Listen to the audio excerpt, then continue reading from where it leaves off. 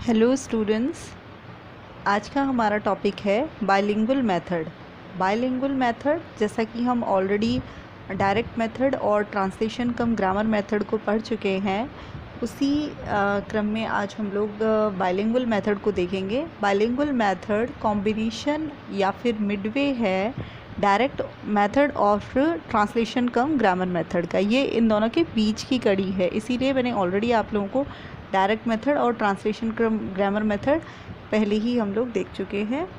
तो इसको देख लेते हैं।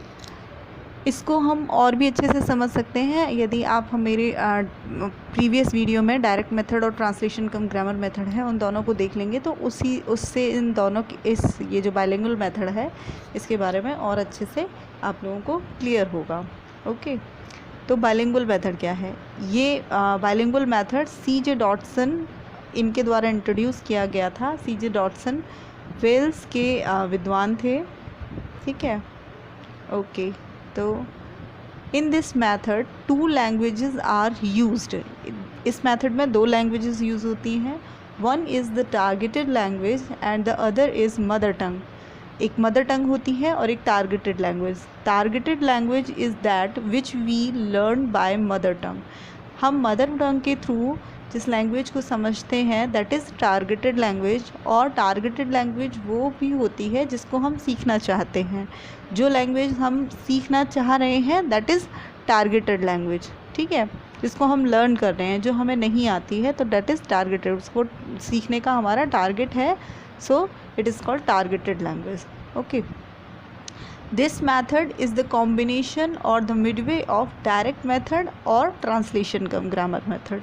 यानी कि जो डायरेक्ट मेथड है उसकी पॉजिटिव पॉइंट्स या फिर उसके फीचर्स या फिर उसके एडवांटेजेस, और जो ट्रांसलेशन कम ग्रामर मेथड है उसकी जो एडवांटेजेस होती हैं वो उन दोनों को मिक्स करके बाइलिंगुअल मेथड को बनाया गया था। जब C.J. डॉटसन ने ये देखा कि कुछ जो स्टूडेंट बाइलिंगुइज्म की प्रॉब्लम हो जाती है स्टूडेंट्स को जब ट्रांसलेशन कम ग्रामर मेथड के थ्रू हम पढ़ते हैं, तो क्या हुआ कि 2 लैंग्वेजेस हमारे यहाँ पढ़ाई जाने लगी एक तरीके से। हम मदर टंग में जो इंग्लिश है या फिर कोई और भाषा है उसको सीखते थे, तो उसमें क्या था कि मिक्स होने की प्रॉब्लम होती थी अधिकतर कि स्टूडेंट्स को तो उस जो समस्या आ रही थी उसको बाइलिंगुइज्म कहा गया। तो इस बाइलिंगुइज्म की प्रॉब्लम को सॉल्व करने के लिए C.J. डॉटसन ने बाइलिंगुअल मेथड को इंट्रोड्यूस किया। तो इस मेथड में क्या होता है कि टीचर जो है वो स्टूडेंट्स को ड्यूअल लैंग्वेज के थ्रू पढ़ाता है, लेकिन इसमें जो मदर टंग है उसका मिनिमम यूज़ होता है। जो मदर टंग है उसको बहुत कम यूज़ किया जाता है। तो इसके फीचर्स को समझ लेते हैं, कैरेक्टरिस्टिक्स को समझते हैं, इसमें क्या क्या चीज़ें होती हैं, ठीक है। The unit of teaching is sentence not word. तो बाइलिंगुअल मेथड में यूनिट ऑफ टीचिंग सेंटेंस होती है, ना कि वर्ड होता है। इसमें वर्ड टू वर्ड ट्रांसलेट नहीं किया जाता है। सेंटेंस टू सेंटेंस टीचर जो है वो स्टूडेंट्स को समझाता है, ठीक है। नेक्स्ट है word to word translation is not done. जो वर्ड टू वर्ड ट्रांसलेशन है वो नहीं किया जाता है। Mother tongue is used to explain the meaning of new words, phrases, idioms, sentences and grammatical points and rules। जो mother tongue है उसका जो यूज़ है वो टीचर केवल एक्सप्लेन करने के लिए करेगा, जो उसका अर्थ है उसको एक्सप्लेन करने के लिए करेगा। वर्ड्स को या फिर फ्रेजेस हैं या ईडियम्स हैं या सेंटेंसेस हैं या ग्रामेटिकल पॉइंट्स या फिर रूल्स हैं, उनको एक्सप्लेन करने के लिए मदर टंग का मिनिमम यूज़ किया जाता है इस मेथड में, ठीक है। This topic of translation is called, this type of translation is called interpretation by Dodson. तो जो इस तरीके का ट्रांसलेशन होता है वो डॉटसन ने इसको क्या कहा, इसको कहा कि ये इंटरप्रिटेशन है। इंटरप्रिटेशन कहकर उसको संबोधित किया डॉटसन ने। Okay, the translation is only done by the teacher not by the student to explain the matter. तो जो ट्रांसलेशन है वो केवल टीचर करेगा, यानी कि मदर टंग का यूज़, यानी कि कोई भी वर्ड है बहुत इनिशियल स्टेज पर कोई भी टफ़ वर्ड आता है या कोई ऐसी चीज़ है जो नहीं बच्चों को समझ में आएगी इजीली, तो टीचर ही केवल उसको यूज़ करेगा मदर टंग को, लेकिन स्टूडेंट मदर टंग को यूज़ नहीं करते हैं इस मेथड के अंतर्गत। ठीक है। After explanation practice is done without the help of the mother tongue. तो जब एक्सप्लेनेशन हो जाएगा उसके बाद टीचर इसकी प्रैक्टिस करने के लिए बोला जाएगा, लेकिन विदाउट दी मदर टंग के बिना स्टूडेंट्स जो है इसकी प्रैक्टिस करते हैं। ठीक है। Mother tongue is only use during earlier और इनिशियल स्टेज। जो मदर टंग है वो केवल अर्लियर और इनिशियल स्टेजेस पर यूज़ की जाती है। ठीक है। बहुत कम जगहों पर उसको यूज़ करेंगे, बिल्कुल इनिशियल, अगर बहुत ज़रूरी है, नेसेसिटी है, नहीं आ रहा है बच्चे को समझ में, तभी जो टीचर है वो मदर टंग का यूज़ करेगा, अदरवाइज़ मदर टंग का यूज़ नहीं किया जाएगा, बहुत कम यूज़ होता है। ठीक है। 3 P's आर यूज़। तो बाइलिंगुअल मेथड में 3 P's फॉर्मूला यूज़ होता है। इसमें प्रेजेंटेशन, प्रैक्टिस एंड प्रोडक्ट, ये 3 P's होती हैं जिनका यूज़ किया जाता है। टीचर पहले प्रेजेंटेशन करेगा, देन उस स्टूडेंट्स उसकी प्रैक्टिस करेंगे बार बार, और उसके बाद प्रोडक्ट आएगा। प्रोडक्ट यानी कि बच्चे को कितना लर्न हुआ, कितनी चीज़ें उसको याद हुई, कितनी चीज़ें उसको समझ में आई, तो दैट इज़ प्रोडक्ट, जो कि आउटकम निकल के आएगा स्टूडेंट्स के थ्रू कि बच्चे को कितना समझ में आया और कितना समझ में नहीं आया। Okay. Stress on speech habit. तो जो बाइलिंगुअल मेथड होता है इसमें स्पीच हैबिट पर स्ट्रेस डाला जाता है कि स्पीच हैबिट जो है स्टूडेंट्स की वो ज़्यादा से ज़्यादा डेवलप की जाती है। ठीक है। अब इसकी मेरिट्स देख लेते हैं। तो मेरिट्स में क्या है, इसमें time and labour is saved. तो जो टाइम और लेबर होता है इसमें वो बहुत सेव होता है, यानी कि जैसे डायरेक्ट मेथड होता है उसमें ऑडियो विजुअल का एड्स का बहुत यूज़ होता है, एक्सप्रेशंस के थ्रू, एक्शंस के थ्रू टीचर समझाते हैं स्टूडेंट्स को, तो इसमें उस चीज़ से बच जाते हैं, तो उसमें काफ़ी टाइम लग जाता है। जैसे ऑडियो विजुअल को यूज़ करें या फिर हम एक्सप्रेशंस को दें तो उसमें बहुत टाइम लगता है। लेकिन यहाँ पर क्या होता है इस बाइलिंगुअल मेथड में, जो ट्रांसलेशन कम ग्रामर मेथड की जो ये था कि वर्ड टू वर्ड कर रहे हैं, उस चीज़ से भी सेव होता है टाइम और लेबर भी सेव होती है, और यहाँ पे जहाँ ज़रूरत है वहीं पर बच्चे को एक्सप्लेन कर दिया तो जल्दी से उसको समझ में आ जाएगा। तो इसलिए टाइम और लेबर दोनों चीज़ों की बचत होती है, दोनों चीज़ें सेव हो जाती हैं इसमें। Minimum use of audio visual aids और नॉट कंपलसरी।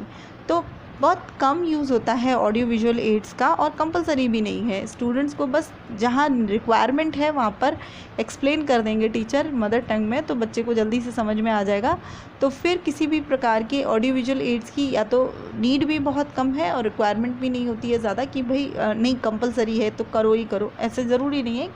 अगर नहीं है आपके पास ऑडियो विजुअल एड तो आप काम चला सकते हैं, कोई दिक्कत नहीं है। लेस कॉस्टली मेथड, ये जो मेथड है बहुत कम कॉस्टली होता है, क्योंकि ऑडियो विजुअल का जहाँ एड का यूज़ नहीं होगा तो फिर इस मेथड में कुछ लगेगा ही नहीं, कॉस्ट है ही नहीं है। जहाँ समझ में नहीं आ रहा बच्चे को वहाँ पे थोड़ा सा उसको एक्सप्लेन कर दीजिए, बस उसको समझ में आ जाएगा। तो इसलिए ये मेथड जो है लेस कॉस्टली है। स्ट्रेस ऑन स्पीच हैबिट और प्रैक्टिस। तो जो स्पीच हैबिट होती है और प्रैक्टिस उस पर ज़्यादा फोकस किया जाता है, तो बच्चे की जो फ्लुएंसी है वो अच्छे से डेवलप होती है और बच्चा इंग्लिश को फ्लुएंसी के साथ बोल सकता है। जो भी टारगेटेड लैंग्वेज वो सीख रहा है उसको फ्लुएंसी के साथ वो सीख जाएगा और उस पर फोकस करेगा, तो उसकी जो स्पीच हैबिट है वो अच्छे से डेवलप होती है। Linguistic habit formed here. तो जो लिंग्विस्टिक हैबिट होती है वो फॉर्म होती है। लिंग्विस्टिक हैबिट का मतलब होता है ब्यूटी ऑफ द लैंग्वेज, जो भी सुंदरता है किसी भी लैंग्वेज की, जिसमें लयबद्ध तरीके से एक एक्सप्रेशन के साथ एक अच्छे से जब हम किसी भी चीज़ को जो लैंग्वेज होती है उसको बोला जाता है तो दैट इज़ लिंग्विस्टिक।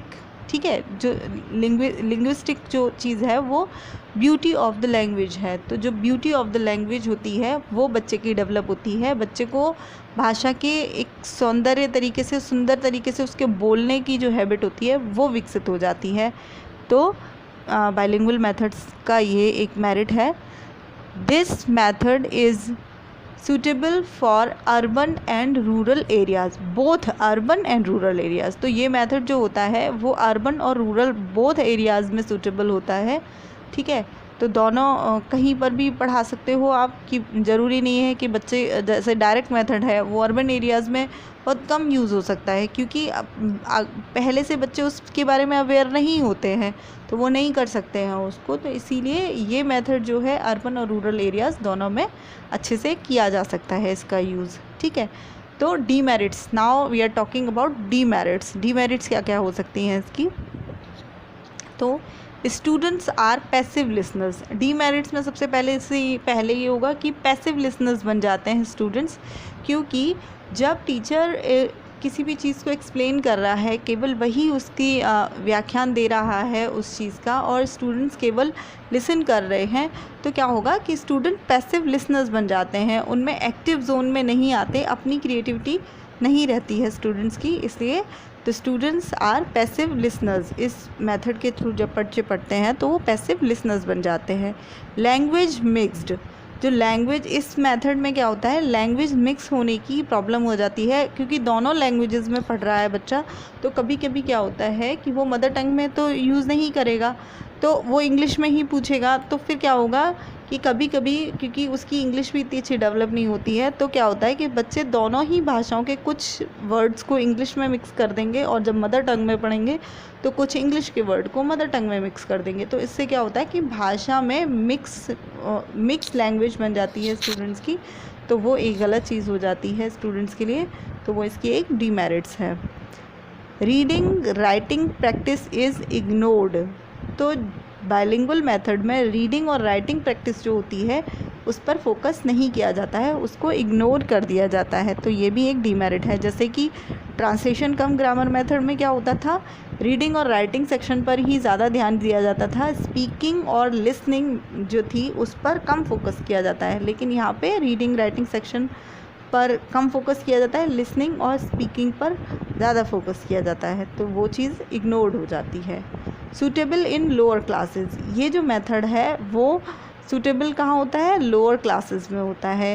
लेकिन अब इसको ये दोनों ही उसमें कह सकते हैं कि लोअर क्लासेस में भी होता है और अपर क्लासेस में भी यूज़ किया जाता है, ऐसी कोई वो नहीं है। लेकिन जैसे डायरेक्ट मेथड है उसको हम किसी भी क्लास में यूज़ कर सकते हैं आप, क्योंकि वो मदर्स वे भी है पढ़ाने का, और बड़ी क्लासेस में भी यूज़ करते हैं। लेकिन इस मेथड को हम मोस्टली लोअर क्लासेस में यूज़ करते हैं, इसलिए ये भी एक इसकी डीमेरिट है।